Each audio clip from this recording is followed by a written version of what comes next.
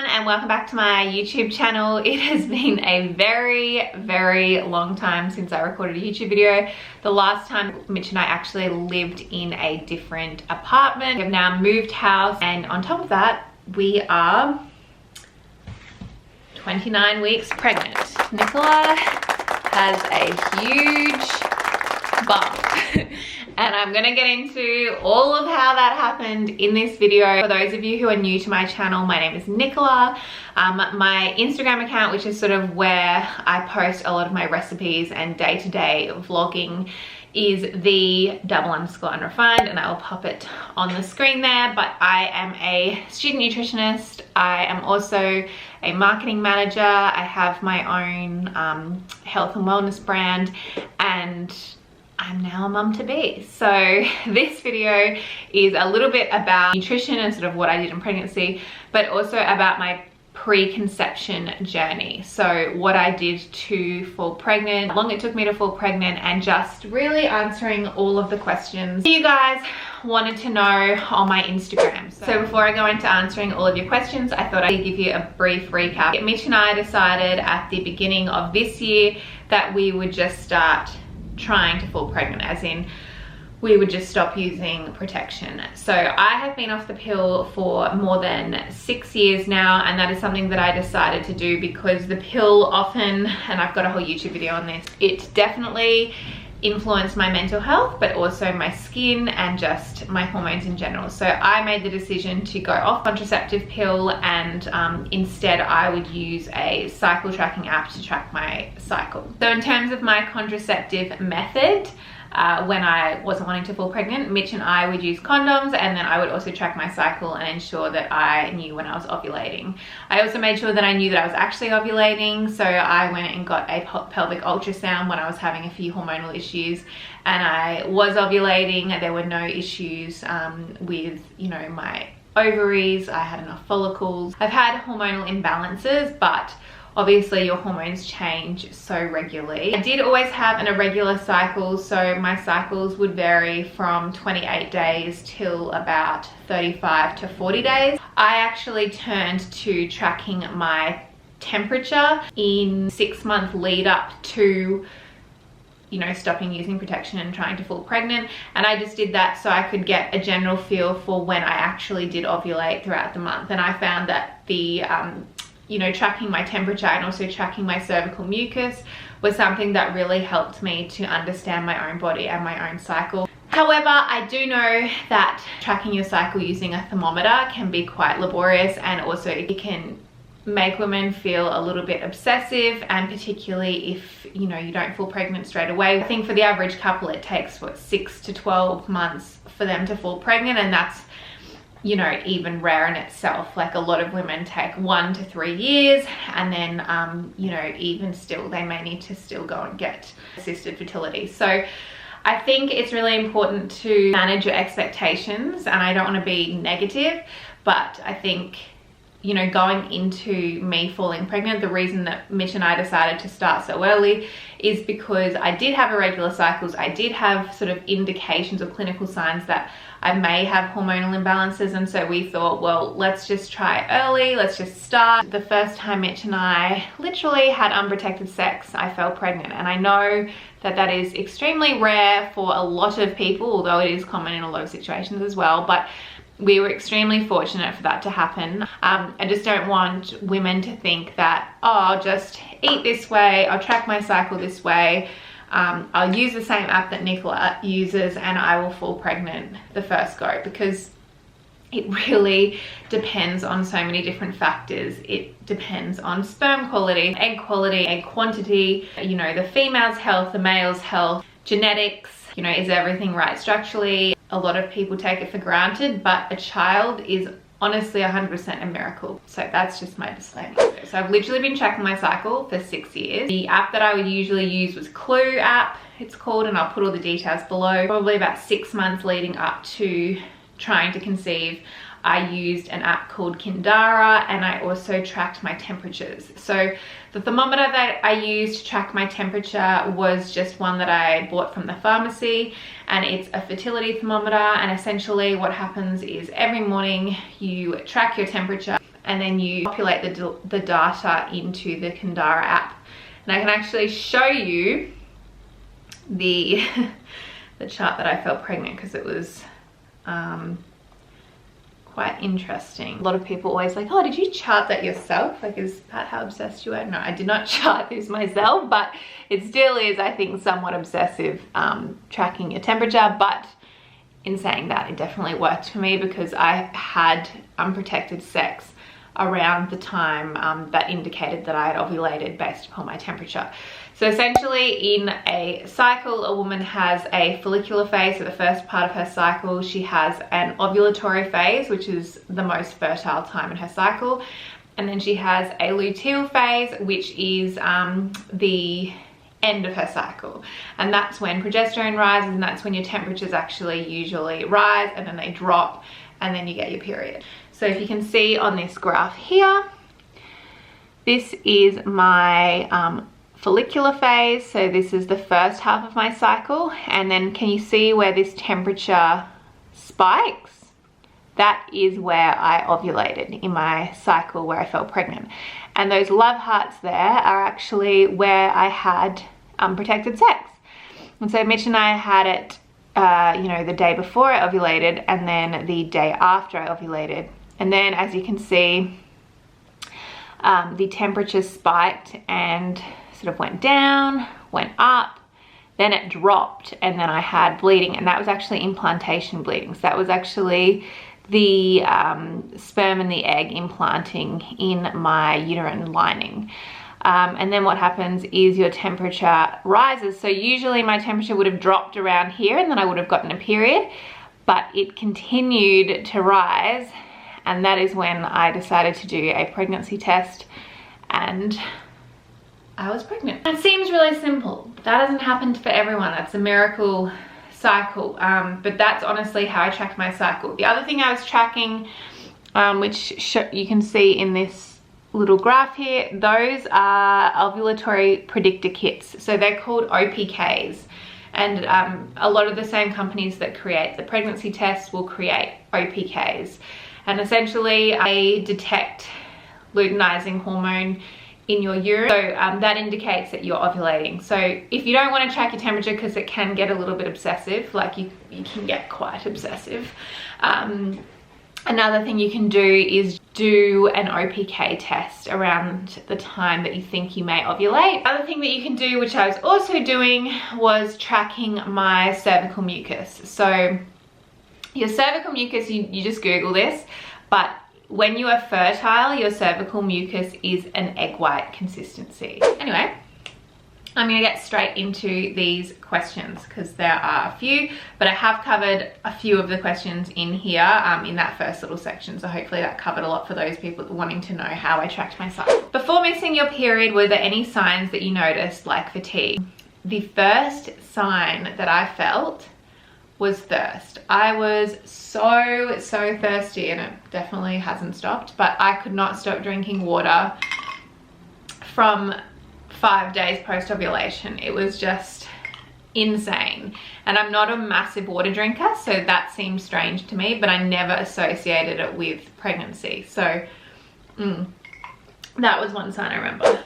Was there anything you stopped doing or stopped eating to assist in conceiving? I was sort of following a preconception diet, which I was learning about at uni. I ate a lot of whole foods. I also started taking prenatal supplements. Also started taking a probiotic in the evenings, and I really wanted to focus on improving my gut health. So I made sure that I was eating a diverse range of plant foods. I just was trying to be really healthy. What diet tips do you have? Definitely look up what sort of nutrients you do require to fall pregnant in terms of optimizing your body for pregnancy. Women need adequate amounts of folate, iodine, iron, zinc, selenium, choline.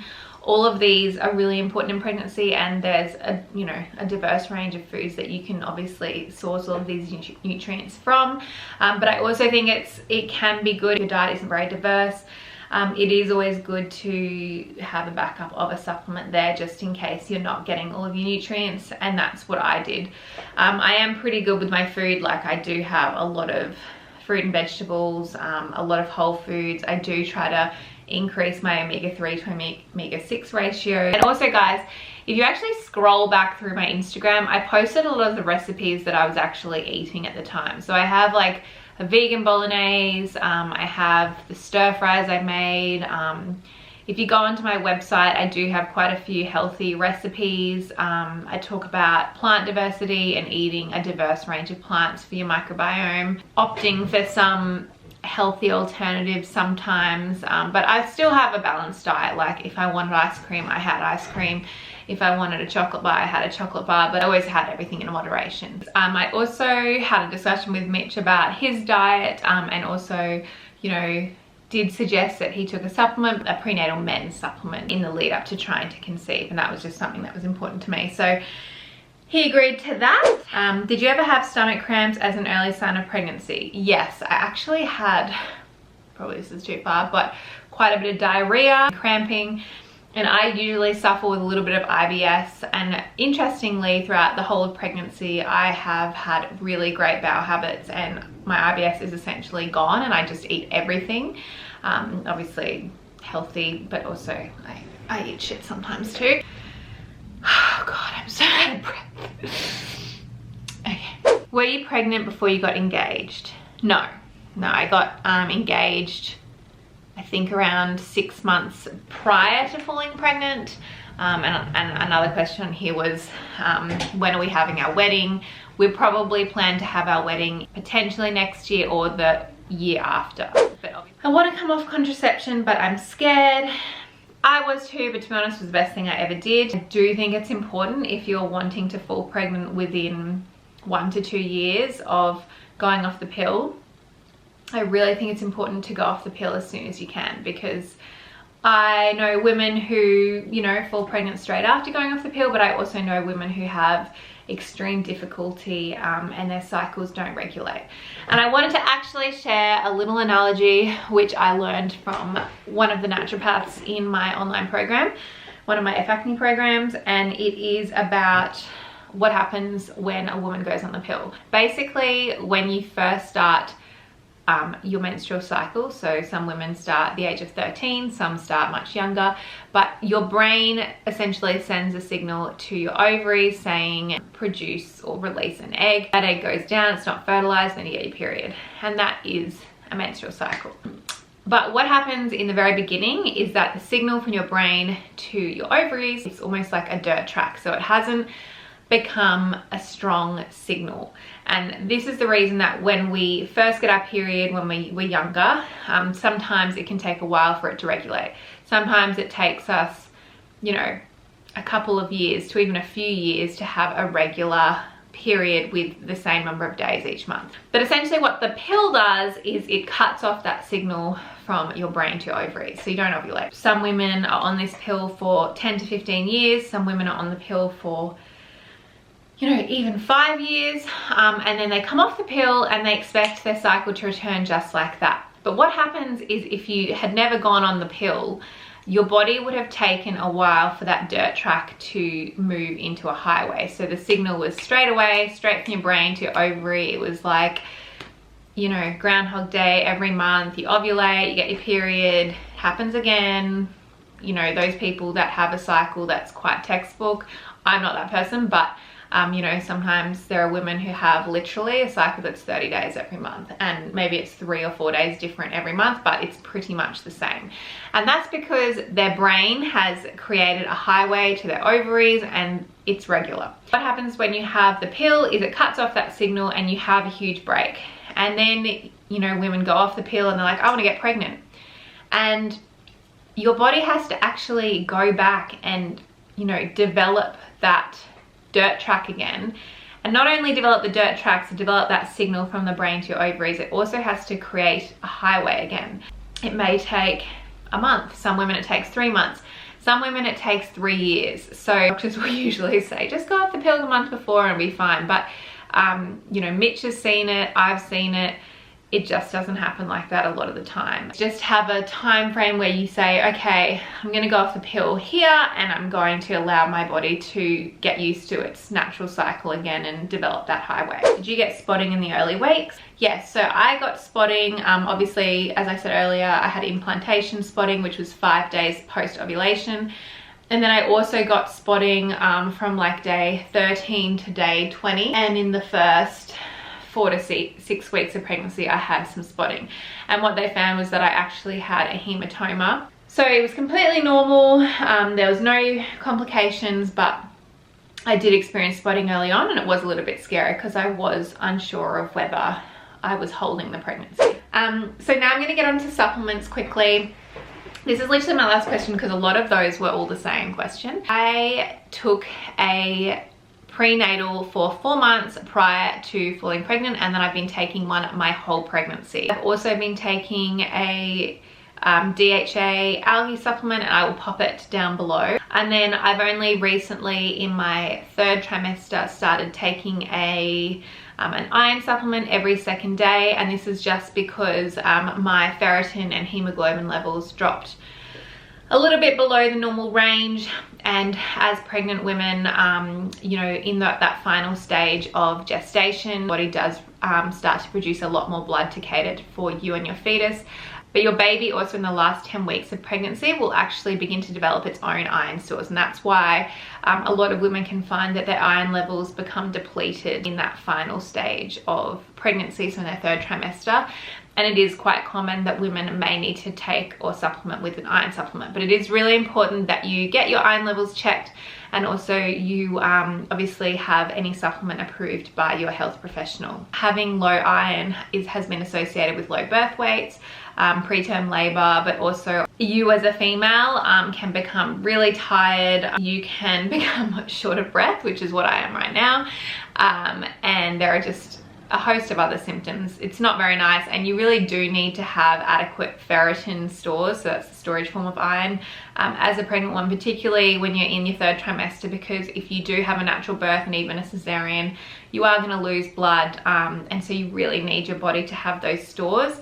Low iron is also in pregnancy is also associated with postnatal depression, so that's something that is obviously really important to me, and I know that it can happen to any woman, and so I just have made sure, and I'm putting things in place that make sure that I am looked after in that period after birth.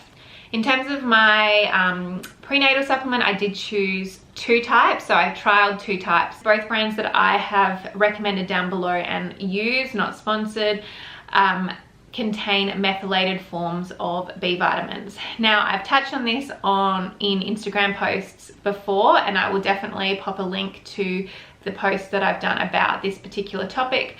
But a lot of women aren't aware, and even doctors don't really test for it. So approximately 40 to 60% of the population are unable to convert synthetic folate, which is found in majority of supplements on, you know, pharmacy stores and in supermarkets, to its active form. The problem with this is that women can start to be depleted of folate, and they're not actually absorbing the folate that they're getting from these supplements. So the reason that I take a methylated form of B vitamin, have never done the test that you need to do to confirm this. It's actually called an MTFHR gene mutation, but essentially anyone with that gene mutation has difficulty absorbing synthetic forms of folate, and so they need that methylated form, so it's an activated form. And if you do have that gene mutation, it can definitely have implications for your folate levels, and obviously folate is super important in pregnancy. It prevents birth defects, and it's also really important for cell division. So it's super important in pregnancy, and there's one marker on a blood test which can sometimes indicate that a woman does have the MTFHR gene mutation, and that is a higher homocysteine level. And doctors don't routinely test this, although my doctor did test me a few times. She's actually not even she's just a conventional doctor, but she used to always tell me that my homocysteine levels were a little bit higher and to watch them. And I never really, like before studying nutrition, I didn't really associate homocysteine with anything. I didn't know what it was, I didn't really care. But after doing some research on methylated Bs and folate and this gene, and then knowing about my previous homocysteine levels, I thought that maybe it could have been something that I had. So I thought, there's no harm in taking a activated B. So that is why I invested in the 2 down below. Now, obviously, food contains bioavailable forms of folate, so you don't need to worry about not being able to absorb folate from food because it is bioavailable. So it's already activated, it's fine. It's only if you had lower levels or your body was compromised and you weren't absorbing your synthetic ones. That's sort of where the issue lies. So that's just something I really wanted to share with you guys. Obviously, I'll pop all of the supplements down below in the little caption of this vlog. But that is all for now because I've already gone over, again, the time that I wanted to stick to. So hopefully I can cut it down. But if I can't, I'm sorry for the lengthy video. If you have any other questions, please definitely comment down below. And if you want to see any other vlogs, like a day in my life, a day of eating, day on my plate as a pregnant woman in trimester 3, or just a day on my plate in general, I'm happy to do any type of video. I'm definitely going to be vlogging more, and I'm still deciding whether I vlog my birth video because I have done, Mitch and I have done a hypnobirthing course, and it was just definitely not what we expected. Like, it was way better than we expected. I'm sort of excited to document potentially my birth, but we will see. So if you have any questions, please pop them in the section below, and I will see you in my next vlog.